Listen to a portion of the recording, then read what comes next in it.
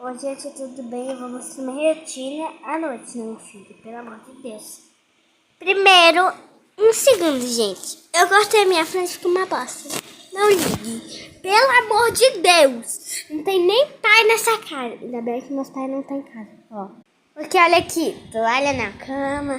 Se eles estivessem aqui, eles iam me matar. E pior que eu tô sozinha. Meu, gente, pelo amor de Deus. Inclusive, não sou boba. Eu vou comer. Eu vou mostrar pra vocês. Não sei o que eu vou comer. Será que tem Danone?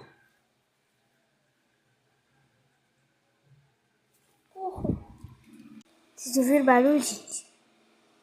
Nem sei o que era, gente. Pelo amor de Deus, eu tô sozinha. Tô falando de medo. Misericórdia, me ajude. Pelo amor de Deus.